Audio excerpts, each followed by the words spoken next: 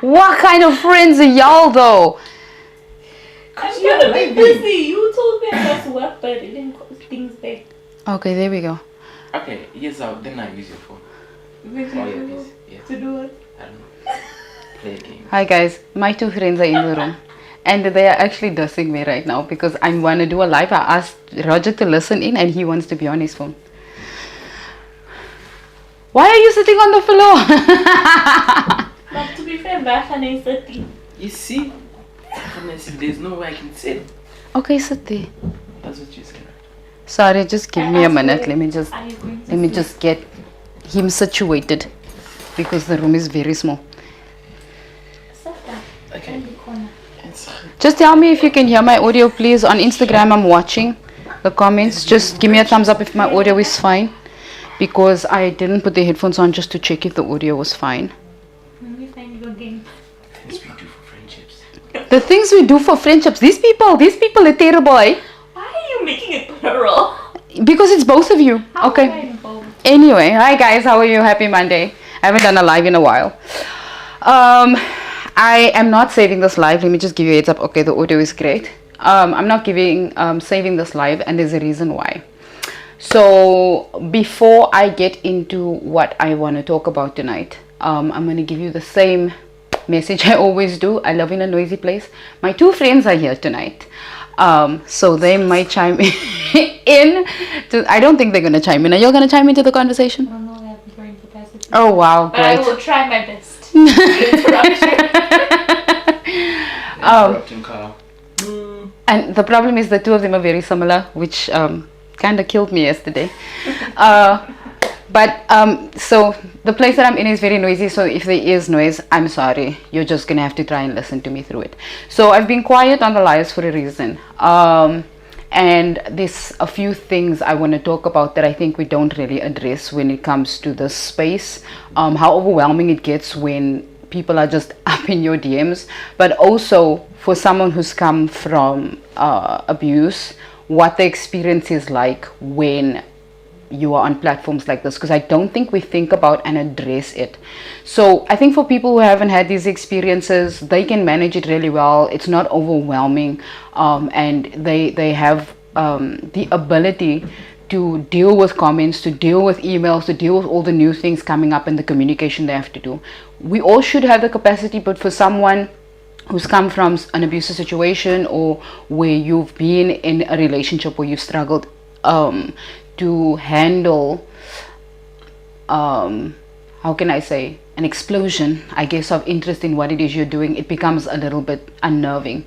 So in the last couple of weeks, I've had to deal with nervous system issues quite often. I think my nervous system's only really fully settled in the last couple of days, but I have this imposter syndrome thing that keeps coming up, right? And it's something I think I wanted to address, because I think most people don't realize that when you come out of abusive situations, how long it actually takes to recover. For the most part, there are a lot of things you don't fully recover. Like the post that I spoke this afternoon about my eggs that I thought burned twice and didn't initially burn. You realize over time that there's a lot of bad habits that you've picked up throughout that time, and some things that your brain has just simply adjusted to because of survival mode, that you still have to function through once you're out of these situations. Specifically for people who've been in abusive situations or households from a very young age, at the time that your brain was developing at around the ages 6, when you were starting to actually store core memories and core values, a lot of those things actually carry through to adulthood. And although healing is necessary, healing doesn't actually fix all of the problems, which is why you need to be working on healing regularly. So for me, in the last couple of weeks, it's been a little bit difficult to manage all of this sudden attention, and then personal things happened in my life at the same time, and then I kept finding myself trying to promise things that I was not able to meet, simply for the fact that I wanted to be as consistent and really giving good pieces of information. But what I kept doing was putting myself in a state of fight or flight, because I was creating an expectation, not for anybody else but for myself, that I was groomed to do when I was still married. Me and Claudia were talking about this earlier. what we don't realize is that you can be in fight and flight mode for so long, and in survival mode for so long, that it is your default reaction to everything, right? So you so used to creating an environment or being in an environment of chaos that you just keep recreating it over and over again, because this is the only way that your nervous system knows how to function. And we need to unlearn those behaviors, because when you're not in an environment where fight or flight is necessary anymore, you keep producing cortisol, which is it essentially is produced when you are in a danger situation. I spoke about this in a live a couple of weeks ago. But when you keep doing that, it actually depletes your brain of all of the things it needs to function properly. And I honestly believe, I'm still going to do the research and study on this, but I honestly believe that our brains age faster because we are pumping so much cortisol through our bodies all of the time, because we're always existing in a situation of chaos. And for a lot of people, they don't realize they live in chaos, and that they keep recreating chaos for themselves. So one of the examples that I see a lot of people do, and they don't even know they're doing it, is procrastination. And I'm not pointing fingers at you, because we had this conversation today. But we procrastinate to create chaos when we have a deadline, right? We're not consistently just following through with the tasks that we have to do repeatedly. We procrastinate because we have anxiety over the tasks that we have to do, and then we try to do it in a hurry, creating the same chaotic environment inside of our bodies. That is extremely unhelpful, number one. Number two, it doesn't allow us to actually do things in a mindful and also in a, what is the word, mindful, meaningful, no, I'm going to find the word now, intentional, you did say that, yes, sorry, an intentional way, right? Intentionality takes time, it takes process, but we need to actually give ourselves space to sit down and actually do tasks one thing at a time. I love reading these books that speak about how you become optimal at this, and how you really optimize your time to do all of your tasks and all of that. I love them, but realistically, they are not easy to implement for people who come from these environments, because we ideally want to follow through with those things. But the way that our brains have been wired, and the kind of pathways that have been created in the situations that we were in, doesn't automatically allow for us to implement those things into our lives. We actually, the way that our brains are structured is that everything that is created as a pathway in your brain is easier for you to do, right? So you're going to default back to those bad behaviors, and they're not necessarily bad behaviors. They served you at the time that you needed them. But what tends to happen is, now we read, what is this book that I read? I'll find the name. I'll probably share it in my stories afterwards. But it speaks about how to optimize your time to make sure that you're effectively doing your tasks, that you are pushing through your fears, all of those things. That book is so idealist for someone in the situation, or in the situation where you come out of fight or flight, and that is the only way your brain and your body knows how to move, that when you start trying to implement it, you find yourself with extreme amounts of anxiety, because you're not keeping up with what this idealist lifestyle needs to look like. And for women, I feel like this is very dangerous. I'm today years old, as I'm learning that my masculinity was so prominent because I had taught myself that living like a man in that way, which means being consistently keeping up with tasks and with deadlines and all of that, is the way that I'm supposed to function.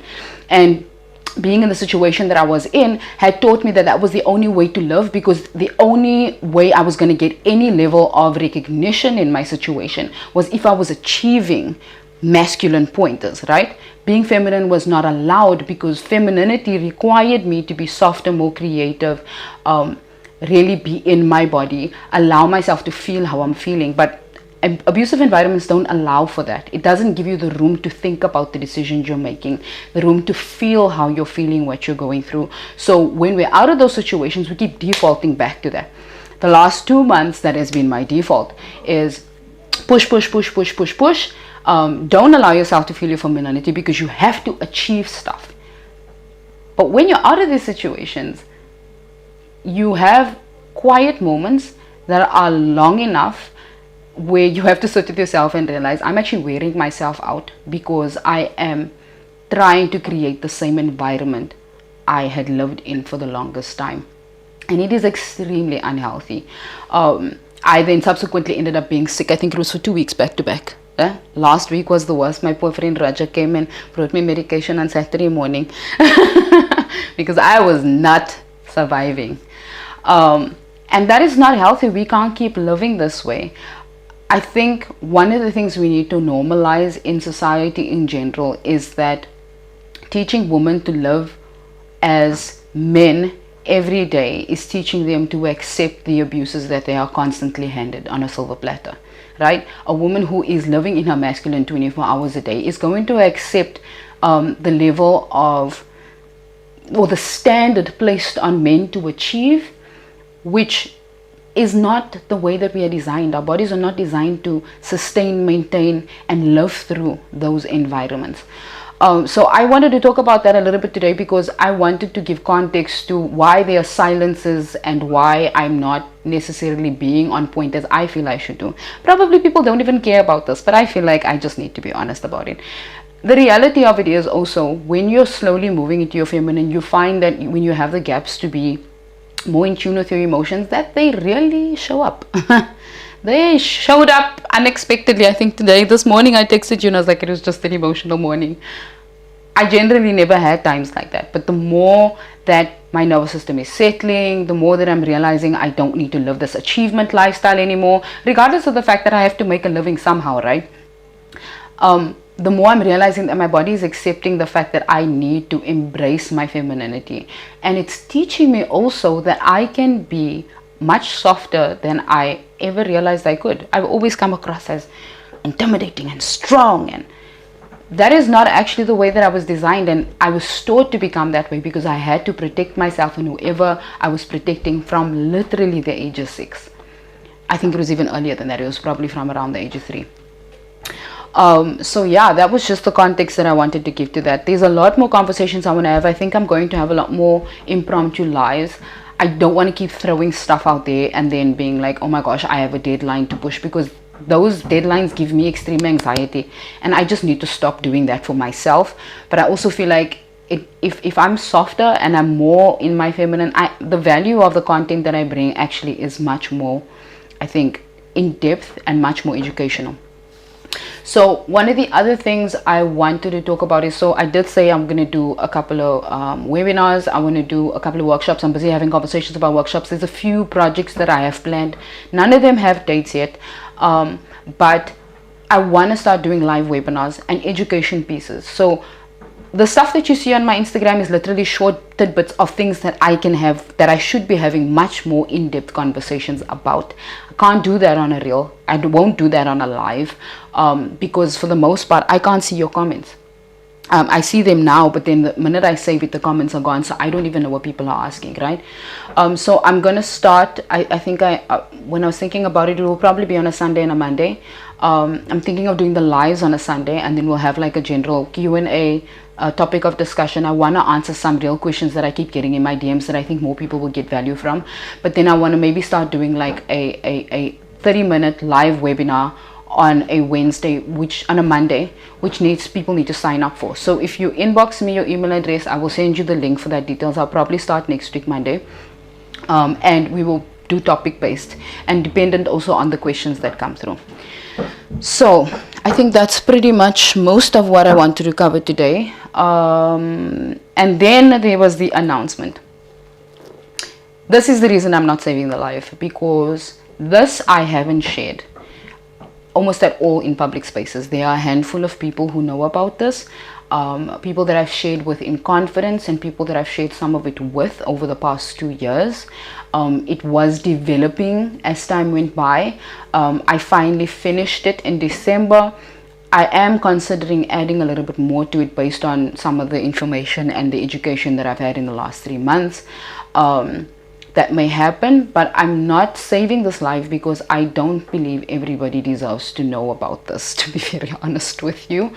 I've been asked for weeks now about this, and I haven't responded with a yes or no answer. So when my divorce will be final next week Sunday for 2 years, When my divorce started happening in 2020, let's say everything started happening in October, not 2020, 2021, I had no outlet. There was nobody to speak to, there was no one to trust, I had very little money. I did speak to a narcissistic recovery coach because by then I had already understood what was going on in my life. I spoke to the narcissistic recovery coach I think 3 times. I was studying psychology at the time, so I also had a few sessions with the campus psychologist who was also trying to make sense of everything that was happening, because there was second by second things going on in my life at the time. This is why I say post separation abuse is the nightmare you can't even imagine. So the only outlet I had then was to write. If you've got some of my articles on LinkedIn, you'll see that I actually have a thing for writing. I don't know how great I am, to be honest, but I love it. And I spent a lot of time doing that. It was the only thing that kept me sane and kept me emotionally available to my children, although my life was literally falling apart. And for the past 2 years, I think it was the only thing that kept me afloat mentally and emotionally. I then spent time last year really thinking about whether this needed to be public information or not, because I had a friend say to me a couple of years ago, sometimes you just need to write because you need to get it out of your body. And initially that's why I started, but then it ended up being an entire book, right? This book was sitting in my archives for quite some time. I was editing it here and there, and then in December I felt like it was time. I had instruction to finish it in December, which I did, and that was so hard because it meant I had to read through some chapters that were extremely triggering, and there's a reason why I'm sharing about the book on here, which I'll explain now. For most people who don't have an outlet, especially people who are still stuck in these relationships, who can't afford counseling, who can't afford coaching, and who really don't understand what they're going through, the best advice I can give you, especially from an evidentiary point of view, is to write it down.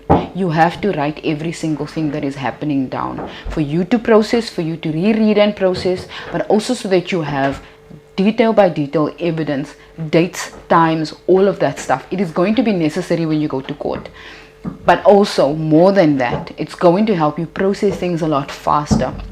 Many, at least 70 to 90% of the people that I know who go through these things don't actually process these things for 10, 15, 20 years after it's happened, because they haven't gotten it outside of their bodies, right? They are holding it, then they end up sick, and for the most part no one really knows what happened to them, because people don't give you an outlet to actually share, which is why I keep saying my DMs are open. If you want to share with me, we will talk about it, because I feel like you need to be heard, and that is the most important part.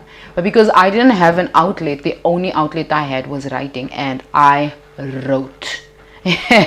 When I felt like I was gonna die, I was writing.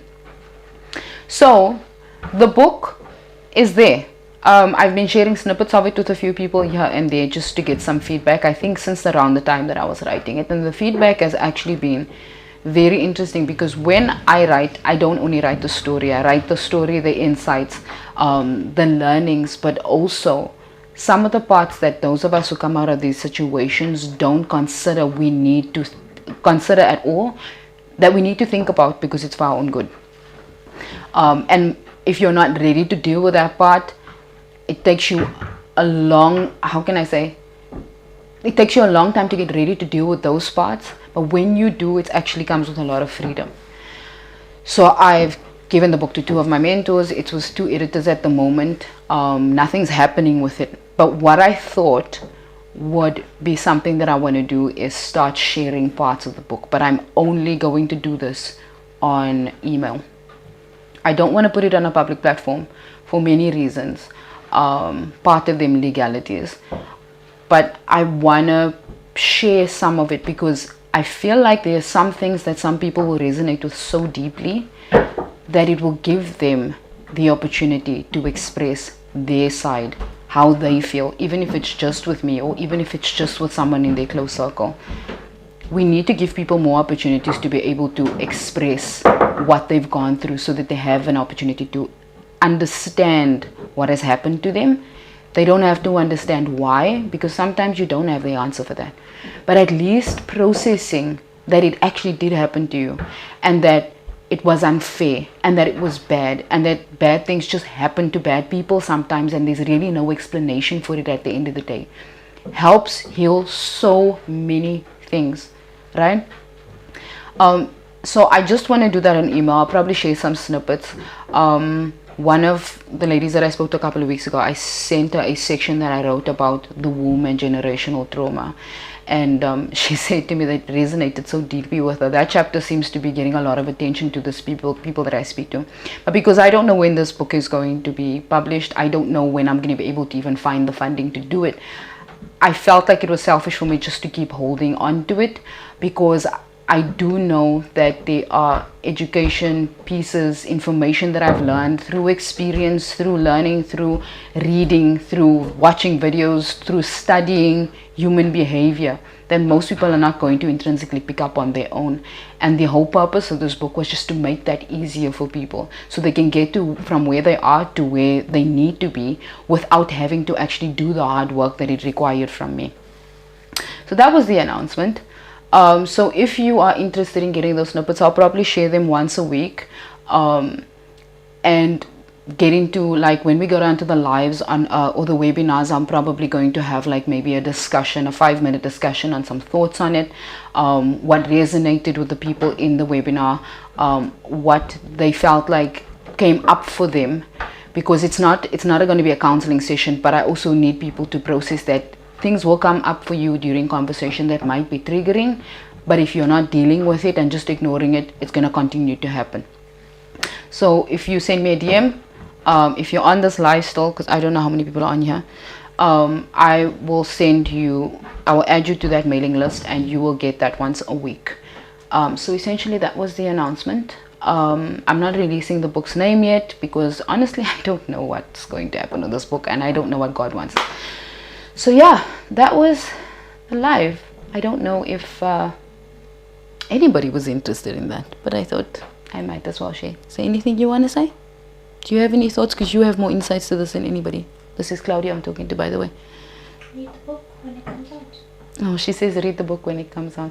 What are your thoughts on the book? Well, you haven't sent me the I did. edited version. Oh, you have the final. I'm sorry. Let me finish my sentence. I'm sorry. No, I think it's a good book. I think it's insightful. It's a painful read, but it's insightful. She says it's a painful read. I actually had a friend say to me after reading half a chapter, she said, you do need to do an altar call at the end of every chapter. I hope I don't have to, but I feel like it's an important book, because what I find in this space is that people who write books on this are either trying to teach you how to heal from a point of view that's either educational, but they don't actually share with you raw details of some stuff that I'm pretty sure most people in these situations experience. There's some raw things that happen that we don't talk about in public, because we're too ashamed to talk about what actually really happened.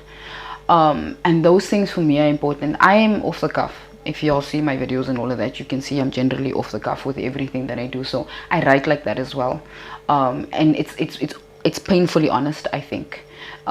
So I'm watching the Instagram comments. I don't know if anybody has any questions. Let me just see. Let me go through here.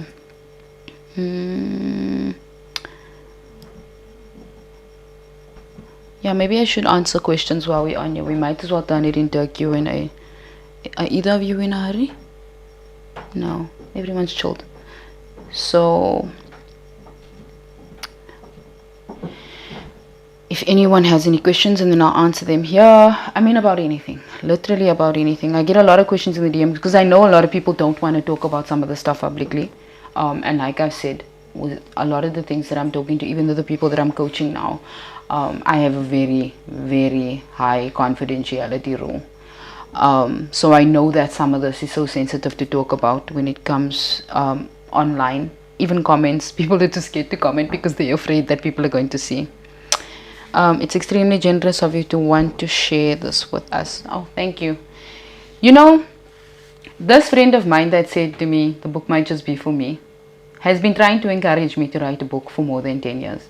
And prior, the book had nothing to do with this. It was going to do about with emotional healing and growth work and all of that stuff. So when I actually did start writing, and it was about this that I went through, it happened in such a short space of time that I don't think I saw it coming. But then he also said to me, when you do write a book, just remember that it's not for you.